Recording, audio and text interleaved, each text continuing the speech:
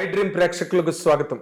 Welcome to my personal and special programme editor's cut. ఈరోజు ఈ ప్రోగ్రామ్కి ఇండియాలోని one of the greatest super stars from south India బాలనటిగా కెరీర్ని ప్రారంభించి బ్రహ్మాండమైన నటిగా పేరు ప్రతిష్టలు, అవార్డులు, రివార్డులు, ప్రేక్షకుల అభినందనలు, cinema she is none other than our beautiful and most beloved heroine Meena is with us now in iDream studio for our fans and followers. Welcome Meena. Thank you so much. నేను మాట్లాడిన మాటల్లో ఎక్కడ కూడా ఒక్క మాట కూడా ఎగ్జాగరేషన్ లేదు. అప్పుడు పేపర్లో రాసేవాళ్ళం, ఇప్పుడు టీవీలో చెప్తున్నాం. అవును, but fact is fact. Yes, నీ అంత ఫాలోయింగ్ సినిమా ఇండస్ట్రీలో ఒక రైటర్ కానీ, ఒక డైరెక్టర్ కానీ, ఒక హీరో కానీ నీ పట్ల డిగ్నిటీ ఫీల్ అయ్యేవారు. మీనా చెయ్యాలి క్యారెక్టర్, లేకపోతే మీనా ఈ క్యారెక్టర్ చేస్తే బాగుంటుందా అని ఒక డౌటు. ఇలాంటి మధ్యలో నీ కెరీర్ కంటిన్యూ అయింది.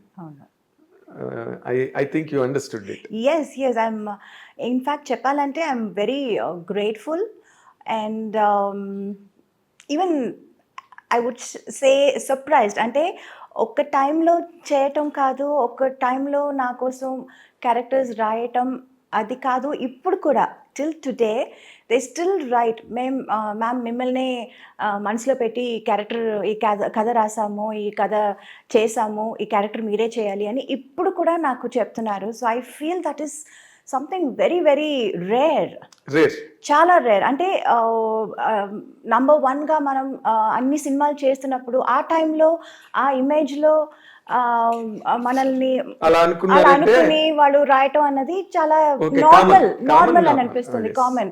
But now even after all these years, after my wedding, after a kid, after everything, ఇప్పుడు కూడా మిమ్మల్ని మనసులో పెట్టుకొని ఈ కథ రాసాము, ఈ క్యారెక్టర్ చేసాము, మీరే చేయాలి అని రాయటం, రావటం, అడగటం అన్నది నిజంగా I feel very special. I feel really blessed. అంటే ఇప్పుడు ఇలాంటి నీ వైపు నుంచి ఒక ప్రిపరేషన్ కానీ, లేకపోతే నీ వైపు నుంచి దీనికి it is not so easy to get ఆ ఇమేజ్ రావాలంటే అంత ఈజీ కాదు. ఎందుకంటే ఒకసారి హీరోయిన్ అనగానే ఎలాగైనా మనం యూజ్ చేసుకోవచ్చు సినిమాలో అనే ఒక ఇది ఉంటుంది, బికాజ్ యు ఆర్ ట్రెండింగ్లో ఉన్నావు కాబట్టి. బట్ నీ వైపు నుంచి ఎంతో కొంత ఎఫర్ట్ ఉండబట్టే అసలు నీ ఎఫర్ట్స్ ఏంటి దాని వెనకాల for to earn this image? To be honest, ఒకప్పుడు నేను కూడా గ్లామర్ చేసేద్దామా, చేయొచ్చా అని అనుకున్నాను. ఎందుకంటే because I saw the kind of attention, the kind of priority, importance people used to get when they do glamour roles. అది అంత లేదు. I was always that very soft, very that dark horse అంటారు కదా, always there. అవును, always there. But హడావడి అదేమీ లేదు. I was like హంగామా, హడావడి ఏమీ లేదు.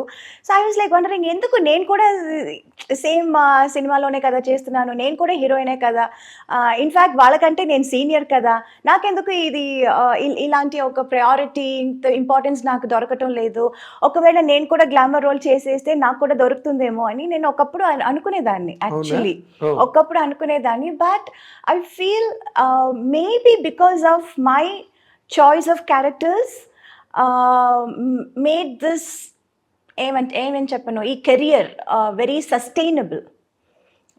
This kind of image and also the variety of characters. అది maybe because I was like always prioritising. నాకు సినిమా చేస్తున్నానంటే అందులో నా క్యారెక్టర్ ఏంటి, నా పాత్ర ఏంటి, నేను ఏం చేయగలను. ఒక సినిమా ఆడియన్స్ బయటకు వస్తున్నారంటే, థియేటర్ సినిమా చూసి బయటకు వస్తున్నారంటే నన్ను కూడా గుర్తుపెట్టుకోవాలి. that was always there in my mind. Whenever I do a film, whenever I accept a movie, this was always there. నేనేం చేస్తున్నాను సినిమాలో, నాకేం ఇంపార్టెన్స్ ఉంది.